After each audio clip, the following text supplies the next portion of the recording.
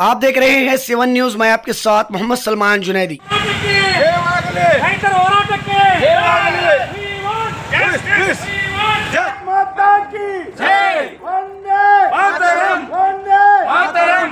ಉತ್ತರ ಕರ್ನಾಟಕ ರೈತರ ಹೋರಾಟಕ್ಕೆ, ಉತ್ತರ ಕರ್ನಾಟಕ ರೈತರ ಹೋರಾಟಕ್ಕೆ, ಉತ್ತರ ಕರ್ನಾಟಕ ರೈತರ ಹೋರಾಟಕ್ಕೆ ಆಲ್ಮಟ್ಟಿ ಎತ್ತರ ಎತ್ತರಿಸಲೇಬೇಕು, ಆಲ್ಮಟ್ಟಿ ಎತ್ತರ ಎತ್ತರಿಸಲೇಬೇಕು, ರೈತರ ಫಂಡನ್ನು ಬಿಡುಗಡೆ ಮಾಡಲೇಬೇಕು, ರೈತರ ಫಂಡನ್ನು ಬಿಡುಗಡೆ ಮಾಡಲೇಬೇಕು.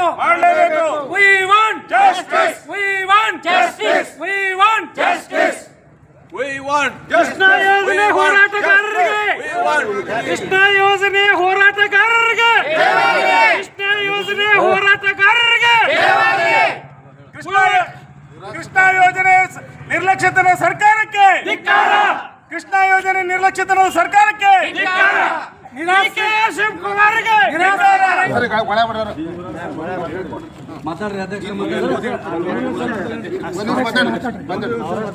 ಈಗ ನಮ್ಮ ಉತ್ತರ ಕರ್ನಾಟಕದ ವತಿಯಿಂದ ಹಾಗೂ ಕೃಷ್ಣಾ ಮೇಲ್ದಂಡೆ ಯೋಜನೆಯಲ್ಲಿ ನಮ್ಮ ಯೋಜನೆ ಪೂರ್ಣಗೊಳ್ಳಬೇಕಾದ್ರೆ ನಮ್ಮ ಬಿಜಾಪುರ ಜಿಲ್ಲೆಗೆ ಸಂಪೂರ್ಣ ನೀರಾವರಿ ಆಗಬೇಕಂದ್ರೆ ಕನಿಷ್ಠ 2 ಲಕ್ಷ ಕೋಟಿಯಷ್ಟು ಅನುದಾನ ಬೇಕು. ಅದಕ್ಕೆ ನಾವು ಮಾನ್ಯ ಮುಖ್ಯಮಂತ್ರಿಗಳಲ್ಲಿ ಬೇಡಿಕೊಳ್ಳೋದು ಏನಪ್ಪ ಅಂತಂದ್ರೆ ಪ್ರತಿ ವರ್ಷ ಕನಿಷ್ಠ 50,000 ಕೋಟಿ ಆದರೂ ಅನುದಾನ ಬಿಡುಗಡೆ ಮಾಡಿದರೆ ತಮ್ಮ ಅವಧಿ ಕಾಲದಲ್ಲಿ ಈ ಒಂದು ಯೋಜನೆ ಪೂರ್ಣಗೊಳ್ತಂತ ಈ ಮೂಲಕ ನಮ್ಮ ಸಂಘದ ವತಿಯಿಂದ ನಾವು ಅವರಿಗೆ ಮನವಿ ಮಾಡ್ತೀವಿ.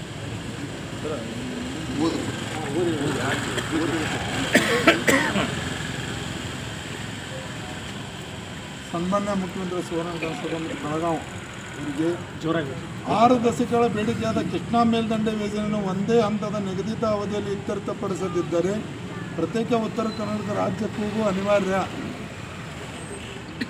ವಿಜಯಪುರ ವಕೀಲರ ಸಂಘವು ದಿನಾಂಕ 9/12/2024 ಮುಂಜಾನೆ 11 ಗಂಟೆ ವಕೀಲರ ಸಭೆಯಲ್ಲಿ ಈ ಕೆಳಗಿನಂತೆ ನಿರ್ಣಯ ಕೈಗೊಳ್ಳಲಾಗಿದೆ.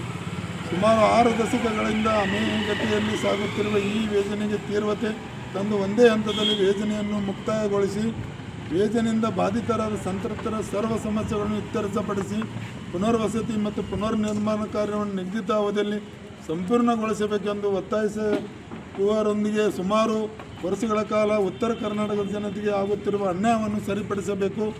ಹಲವು ವರ್ಷಗಳಿಂದ ನ್ಯಾಯವಾದಿಗಳ ಸಂಘ ವಿಜಯಪುರ ಬೇಡಿಕೆಯಾದ ಲಿಫ್ಟ್ ಇರಿಗೇಷನ್ ಭೂ ಸ್ವಾಧೀನ ಪ್ರಕರಣಗಳನ್ನು ನಡೆಸಲು ಹೆಚ್ಚುವರಿ ಜಿಲ್ಲಾ ನ್ಯಾಯಾಲಯಗಳನ್ನು ಸ್ಥಾಪಿಸಲು ಮತ್ತು ಹೆಚ್ಚುವರಿ ನ್ಯಾಯವಾದಿಗಳ ಕೊಡಗಳನ್ನು ನಿಲ್ಲಿಸಲು ಅನುವು ಮಂಜೂರು ಮಾಡಿ ಮುಂದಿನ ಕ್ರಮಕ್ಕೆ ಆದೇಶವನ್ನು ಮಾಡುತ್ತಿಲ್ಲ. ಇದರಿಂದ ನಮ್ಮ ವಕೀಲರ ಸಂಘಕ್ಕೆ ಅನ್ಯಾಯವನ್ನು ಮಾಡುತ್ತಾ ಬಂದಿದ್ದೀರಿ. ಈ ಬಗ್ಗೆ ತಕ್ಷಣವೇ ಕ್ರಮ ಕೈಗೊಳ್ಳಬೇಕು. ಪ್ರತಿ ಬಾರಿ ಪ್ರತಿ ಬಜೆಟ್ನಲ್ಲಿ ಎಲ್ಲ ಸರ್ಕಾರಗಳು ಕೂಡ ಉತ್ತರ ಕರ್ನಾಟಕದ ಪ್ರಮುಖ ಯೋಜನೆಗಳಿಗೆ ಸಾಕಷ್ಟು ಅನುದಾನ ನೀಡದೆ ಬಲತಾಯಿ ಧೋರಣೆಯನ್ನು ತಾಳಿದಿರುತ್ತದೆ. ಈ ರೀತಿ ನಿಮ್ಮ ಅಸಮಾನತೆಯನ್ನು ನಿಲ್ಲಿಸದೆ ಹೋದರೆ ಉತ್ತರ ಕರ್ನಾಟಕದ ಜನತೆ ಪ್ರತ್ಯೇಕ ರಾಜ್ಯದ ಹಕ್ಕೊತ್ತಾಯ ಮಾಡುವುದು ಅನಿವಾರ್ಯವಾಗುತ್ತದೆ ಎಂದು ಈ ಮೂಲಕ ಎಚ್ಚರಿಸುವಂತೆ ಕೃಷ್ಣಾ ಮೇಲ್ದಂಡೆ ನಿಗದಿತ ಅವಧಿಯಲ್ಲಿ ಒಂದೇ ಹಂತದಲ್ಲಿ ಅನುಷ್ಠಾನಗೊಳಿಸಿ ಇಲ್ಲದಿದ್ದರೆ ಕೃಷ್ಣ ಮೇಲ್ದಂಡೆ ಯೋಜನೆ ಬಾಧಿತ ಸಂತ್ರಸ್ತರ ಹೋರಾಟ ಸಮಿತಿಯನ್ನು ಬೆಂಬಲಿಸಿ ಹೋರಾಟವನ್ನು ಮುಂದುವರಿಸಲು ತೀರ್ಮಾನಿಸಲೆಂದು ಈ ಮೂಲಕ ತಮಗೆ ತಿಳಿಸಲು ಇಚ್ಛಿಸುತ್ತೇನೆ. ಈ ಮನವಿಯನ್ನು ಎಡಿಸಿ ಅವರಿಗೆ ಸಲ್ಲಿಸಿದ ಮಾನ್ಯ ಮುಖ್ಯಮಂತ್ರಿಗಳಿಗೆ ರವಾನೆ ಮಾಡಬೇಕೆಂದು ಕೇಳಿಕೊಂಡು ನಮ್ಮ ಸಂಘದ ಬೆಂಬಲ ಯಾವತ್ತೂ ಆ ಸಂತ್ರಸ್ತರ ಜೋಡಿ ಇರುತ್ತದೆ ಎಂದು ತಿಳಿಸುತ್ತಾ ಅವರಿಗೆ ಮನವಿಯನ್ನು ಕೊಡುತ್ತೇನೆ.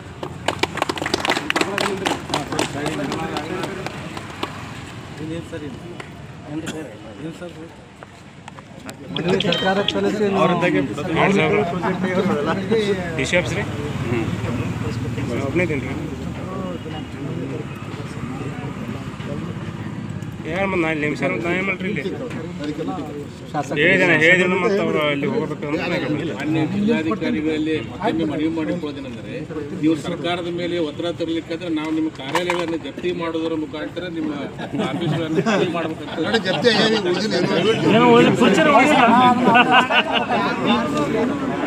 ಸಾಕಷ್ಟು ವಕೀಲರ ಸಂಘದ ಎಲ್ಲ ಹಿರಿಯರು ನಾವು ನಿನ್ನಿನ ದಿವಸ 3ನೇ ತಾರೀಕಿಗೆ ಸತತವಾಗಿ ಕುಂತಂಥ ಸಂತ್ರಸ್ತರಿಗೆ ಅಂದರೆ ಹೆಚ್ಚಿನ ಪ್ರಮಾಣದಲ್ಲಿ ವಿಜಯಪುರ ಜಿಲ್ಲೆಯಲ್ಲಿ 80% ನೀರಾವರಿ ಆಗುವುದರಿಂದ 522 ಮತ್ತು 524 ಚರ್ಚಿಸಲು ಪ್ರತಿ ವರ್ಷವೂ ಅಧಿವೇಶನವನ್ನು ಜರುಗಿಸುತ್ತದೆ. ಅದರ ಮೂಲ ಉದ್ದೇಶನೇ ಉತ್ತರ ಕರ್ನಾಟಕದ ಅಭಿವೃದ್ಧಿ. ಕಾರಣ ಇಂದು ಪ್ರಾರಂಭವಾದ ಉತ್ತರ ಕರ್ನಾಟಕದ ಬೆಳಗಾವಿ ಅಧಿವೇಶನದಲ್ಲಿ ರಾಜ್ಯ ಸರ್ಕಾರವು ವಿಶೇಷವಾಗಿ ಬಿಜಾಪುರ ಬಾಗಲಕೋಟೆ ಜಿಲ್ಲೆಯ ಅಭಿವೃದ್ಧಿ ಕುರಿತು ಚರ್ಚಿಸಬೇಕೆಂದು ನಾನು ವಿಜಯಪುರ ನ್ಯಾಯವಾದಿಗಳ ಸಂಘದ ಪರವಾಗಿ ತಮ್ಮ ಈ ಮಾಧ್ಯಮ ಮೂಲಕ ಸರ್ಕಾರಕ್ಕೆ ಮನವಿ ಮಾಡಿಕೊಳ್ಳುತ್ತೇನೆ. ತಮ್ಮ ಹೆಸರು ಹೇಳಿ ಸರ್. HS ಚಟ್ರಕ್ಕೆ ನ್ಯಾಯವಾದಿಗಳು, ವಿಜಯಪುರ. ಸದಸ್ಯರು ಕುಮಾರ್ ನಿಡೋಣಿ ವಕೀಲರು. ನಾನು ಒಬ್ಬ ಮೂಲತಃ ಸಂತ್ರಸ್ತ.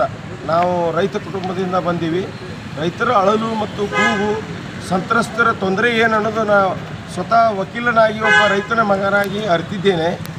ಈ ಸರ್ಕಾರಕ್ಕೆ ನಾವು ಮನವಿ ಮಾಡ್ಕೊಳ್ಳೋದು ಏನಂದ್ರೆ, ವಕೀಲರ ಸಂಘದ ಮೂಲಕ 524.40 ಪ್ರಾಜೆಕ್ಟನ್ನು ಆದಷ್ಟು ಮುಗಿಸ್ರಿ. ನಾವು ಹುಟ್ಟುವಾಗ 1971 ಮುಂಚೆನೇ ಇದು ಅಡಿಗಲ್ಲು ಸಮಾರಂಭ ಮಾನ್ಯ ದಿವಂಗತ ಪ್ರಧಾನಮಂತ್ರಿ ಲಾಲ್ ಬಹದ್ದೂರ್ ಶಾಸ್ತ್ರಿ ಅವರು ಅಡಿಗಲ್ಲು ಇಟ್ಟಾರ. ಇವತ್ತು ನಾವು ಗೋರಿಗೆ ಹೊಂಟು ನಿಂತೀವಿ. ಇನ್ನೊಂದು 4 ವರ್ಷಕ್ಕೆ 60 ವರ್ಷದ ಒಬ್ಬ ಮನುಷ್ಯನ ಲೈಫ್ ಇವತ್ತಿಗೂ ಮುಗಿತಾ ಇಲ್ಲ ಇದು. ಅದಕ್ಕೆ ಏನದ, ನಾವು ಸರ್ಕಾರಕ್ಕೆ ಈ ಮೂಲಕ ಒತ್ತಾಯ ಮಾಡ್ತೀವಿ. ಯಾವುದೇ ಸರ್ಕಾರ ಇರ್ಬೋದು, ಇಲ್ಲಿ ಸರ್ಕಾರ ಅಂದರೆ ಸರ್ಕಾರ, ಪಕ್ಷ ಯಾವುದೂ ಅವಶ್ಯಕತೆ ಇಲ್ಲ.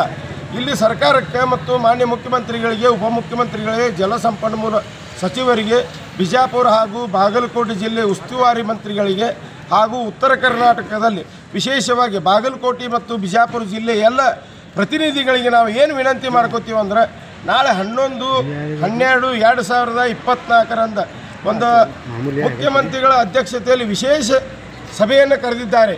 ತಾವೆಲ್ಲರೂ ಅಲ್ಲಿ ಹೋಗಿ ಸರ್ಕಾರಕ್ಕೆ ಉತ್ತರ ಕರ್ನಾಟಕದ್ದು ಏನು ಅನ್ಯಾಯ ಆಗ್ಯದ, ಅದರಲ್ಲಿಯೂ ಕೃಷ್ಣೆಯ ಕೂಗು ಅತ್ತೇನೇನು ನಡೆದದ ಈಗ ಈ ಹೋರಾಟದಲ್ಲಿ ರೈತರು ಏನು ಬೇಡಿಕೆ ಅದ ಅನ್ನೋದನ್ನು ತಾವು ಮನಗಂಡು ಅದನ್ನು ಅರ್ಥ ಮಾಡಿಕೊಂಡು, ತಾವು ಜನಪ್ರತಿನಿಧಿಗಳಾಗಿದ್ದೀರಿ, ಕೆಲವೊಬ್ಬರು ಇದ್ರಾಗ ತಾವು ಸಂತ್ರಸ್ತರದಿರಿ, ತೊಂದರೆಯನ್ನು ತಾವು ಅನುಭವಿಸಿದ್ದೀರಿ, ಸಾಕಷ್ಟು ರೈತರು ಅನುಭವಿಸ್ಯಾರ.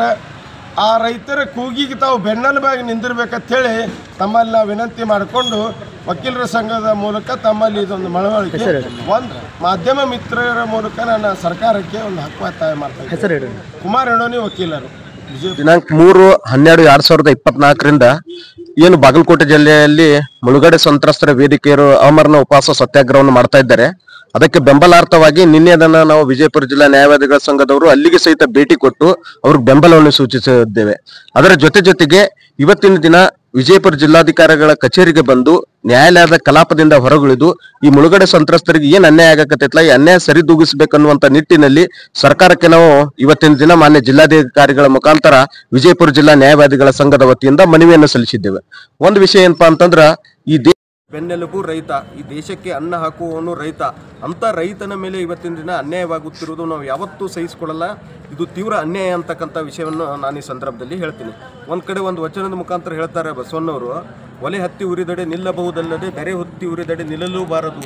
ಏರಿ ನೀರುಂಬಡೆ ಬೇಲಿ ಕೈಯ ಮೈದಡೆ ನಾರಿ ತನ್ನ ಮನವು ಕಳುವಡೆ ತಾಯಿ ಹದೆ ಹಾಲು ನಂಜಾಗಿ ಕೊಲ್ಲೋಡೆ ನಾನು ಇನ್ನಾರಿಗೆ ದೂರಲ್ಲೇ ಕೂಡಲ ಸಂಗಮ ದೇವ ಅಂದಾಗ ಬೇಲಿನ ಎದ್ದು ಹೊಲ ಮೇಯಕತೈತೆ ಅನ್ನುವಂಥ ಪರಿಸ್ಥಿತಿ ಇವತ್ತಿನ ದಿನ ನಿರ್ಮಾಣ ಆಗಿಬಿಟ್ಟೈತೆ.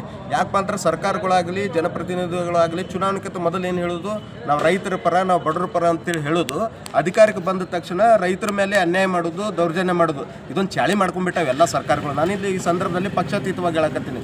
ರೈತರ ಮೇಲೆ ಅನ್ಯಾಯ ಮಾಡೋದು, ರೈತರಿಗೆ ಸರಿಯಾಗಿ ಪರಿಹಾರ ಕೊಡೋದಿಲ್ಲ, ರೈತರಿಗೆ ಯಾವುದೇ ಇದು ಇಲ್ಲ, ಇದು ಈ ಥರ ಒಂದು ಎಲ್ಲ ಸರ್ಕಾರಗಳು ಇದೊಂದು ಚಾಳಿ ಮಾಡ್ಕೊಂಡ್ರ. ಮುಂಚೆ ಏನು ಹೇಳೋದು, ನಾವು ರೈತರ ಪರ, ನಾವು ಬಡವ್ರ ಪರ ಅಂತ ಹೇಳೋದು.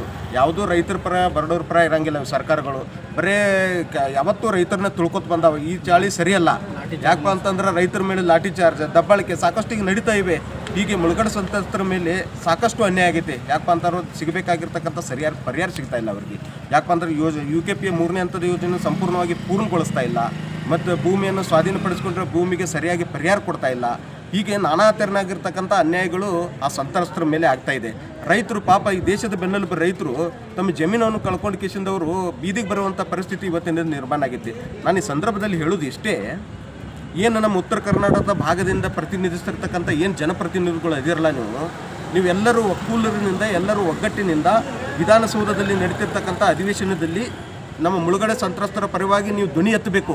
ಎಲ್ಲರೂ ಪಕ್ಷಾತೀತವಾಗಿ ಎಲ್ಲ ರಾಜಕಾರಣಿಗಳಿಗೆ ನಾನು ಹೇಳಲಿಕ್ಕೆ ಬಯಸ್ತೀನಿ.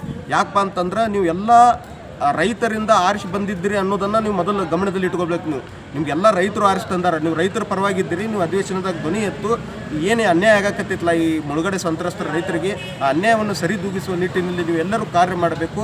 ಹಾಗೂ UKP ಹಂತದ ಈ 3ನೇ ಹಂತದ ಈ ಕಾಮಗಾರಿಯನ್ನು ಸಂಪೂರ್ಣವಾಗಿ ಬೇಗನೆ ಪೂರ್ಣಗೊಳಿಸಬೇಕು ಹಾಗೂ ರೈತರಿಗೆ ಪರಿಹಾರ ಒದಗಿಸಬೇಕು ಅಂತಕ್ಕಂಥ ನಮ್ಮ ಒಂದು ಹಕ್ಕೊತ್ತಾಯ ಇದೆ ಅಂತಕ್ಕಂಥ ಮಾತನ್ನು ನಾನು ಮಾನ್ಯ ಜಿಲ್ಲಾಧಿಕಾರಿಗಳ ಮುಖಾಂತರ ಇವತ್ತಿನ ದಿನ ವಿಜಯಪುರ ಜಿಲ್ಲಾ ನ್ಯಾಯವಾದಿಗಳ ಸಂಘದ ಮನವಿ ಸಲ್ಲಿಸಿದ್ದೇವೆ ಅಂತಕ್ಕಂಥ ಮಾತನ್ನು ನಾನು ಈ ಮಾಧ್ಯಮದ ಮೂಲಕ ಹೇಳಲಿಕ್ಕೆ ಬಯಸ್ತೀನಿ. ನನ್ನ ಹೆಸರು ಮೊಹಮ್ಮದ್ ಗೌಸ್ ಸವಾಲ್. ದಿನಾಂಕ 3/12/2024 4ರಿಂದ ಏನು ಅವಿರತವಾದ ಹೋರಾಟ ಮಾಡ್ತಾ ಇದ್ದಾರೆ ಬಾಗಲಕೋಟೆ ಜಿಲ್ಲೆಯಲ್ಲಿ. ಇವತ್ತು ವಿಜಯಪುರ ವಕೀಲರ ಸಂಘದ ವತಿಯಿಂದ ಕೃಷ್ಣಾ ಮೇಲ್ದಂಡೆ ಯೋಜನೆ ಏನು ಅಪೂರ್ಣಗೊಳಿಸಿದ್ದಾರೆ, ಆ ಯೋಜನೆಯನ್ನು ಪೂರ್ಣಗೊಳಿಸಬೇಕು ಮತ್ತು ಅದರಲ್ಲಿ ಏನು ಜಮೀನು ಕಳೆದುಕೊಂಡಿದ್ದಾರೆ ಆ ರೈತರಿಗೆ ನ್ಯಾಯವನ್ನು ಒದಗಿಸಿಕೊಡಬೇಕಂತ ಇನ್ನು ಚಳಿಗಾಲದ ಅಧಿವೇಶನ ಸ್ಟಾರ್ಟ್ ಆಗಲಿದೆ. ಆ ಅಧಿವೇಶನದಲ್ಲಿ ಅವ್ರ ಮೇಲೆ ಒತ್ತಾಯ ಮಾಡುವುದಕ್ಕಾಗಿ ಒಂದು ವಿಜಯಪುರ ವಕೀಲರ ಸಂಘದಿಂದ ಕೋರ್ಟ್ ಅನ್ನು ಬೈಕಾಟ್ ಮಾಡಿ, ಅಂದ್ರೆ ಬಹಿಷ್ಕಾರ ಮಾಡಿ ಎಲ್ಲಾ ವಕೀಲರು ಕೋರ್ಟ್ ಹೊರಗಡೆ ಉಳಿದು ಇವತ್ತು ಆ ರೈತರಿಗೆ ಒಂದು ನೈತಿಕ ಬೆಂಬಲವನ್ನು ಸೂಚಿಸಲಿಕ್ಕೆ ನಾವು ಜಿಲ್ಲಾಧಿಕಾರಿಗಳಿಗೆ ಮೂಲಕ ಒಂದು ಮನವಿ ಸಲ್ಲಿಸಲಿಕ್ಕೆ ಬಂದಿದ್ದೇವೆ.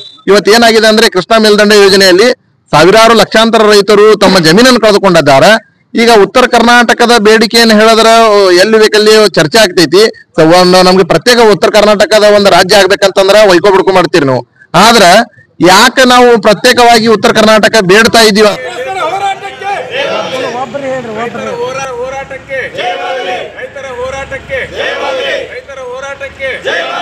ಬೇಕೇ ಬೇಕು ನ್ಯಾಯ ಬೇಕು, ಬೇಕೇ ಬೇಕು ನ್ಯಾಯ ಬೇಕು, ಬೇಕೇ ಬೇಕು ನ್ಯಾಯ ಬೇಕು.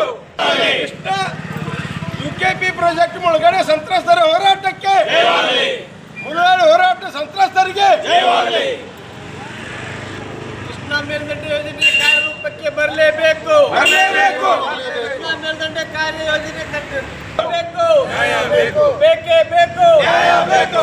ಸಂತ್ರಸ್ತರಿಗೆ ಪರಿಹಾರ ನೀಡಲೇಬೇಕು, ನೀಡಲೇಬೇಕು. ಸಂತ್ರಸ್ತರಿಗೆ ಪರಿಹಾರ ನೀಡಲೇಬೇಕು, ನೀಡಲೇಬೇಕು, ನೀಡಲೇಬೇಕು. ನ್ಯಾಯ ಬೇಕು.